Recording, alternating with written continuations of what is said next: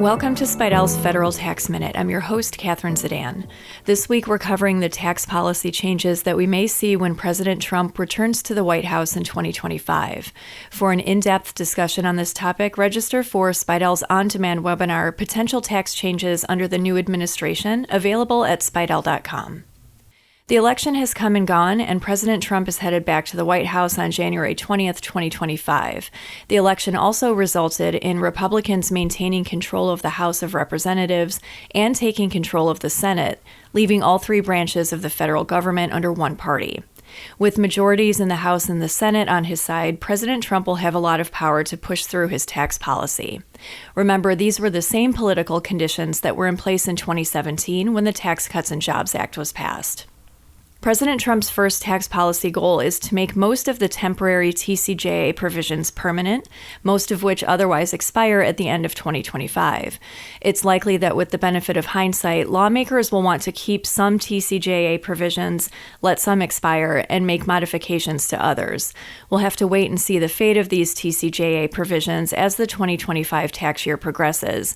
But the specific items Trump has discussed include reducing the C corporation tax rate from a flat 21% down to 15%, but only for those businesses that produce products in the U.S., repealing most provisions of the Inflation Reduction Act.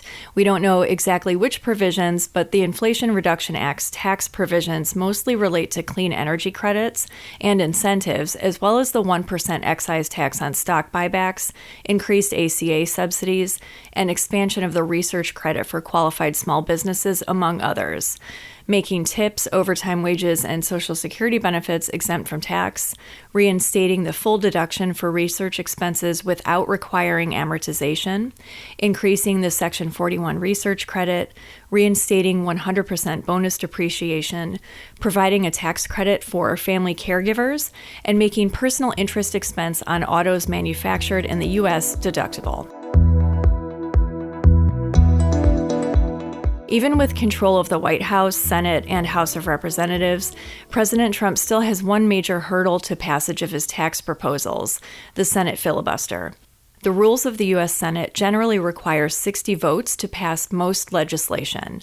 The Republicans have gained the Senate majority but do not control 60 votes. That means that any bills, including tax bills, can only be passed if they have either bipartisan support or if they're passed under an exception to the 60-vote rule. The TCJA was passed using an exception to the 60-vote rule. It was passed as part of Congress's annual budget reconciliation process, which only requires a simple majority. There is a catch for the budget reconciliation process for tax bills. They cannot add to the federal deficit beyond the budget window, which is typically 10 years. This is the main reason why so many TCJA provisions sunset after 2025. Anything can happen at this early stage, so we'll have to wait and see how negotiations and Senate budgetary concerns play into the tax bill writing process in 2025. Get updated on recent tax law changes and other news at Spiedel's Federal Tax Update webinar on January 9th and 10th. You'll get updated on everything that happened during the year, including beneficial ownership reporting requirements, the latest research credit developments, using AI in your tax practice, and more. Get details and register at spiedel.com. That's all for this week. Join us next time for another episode of Spiedel's Federal Tax Minute.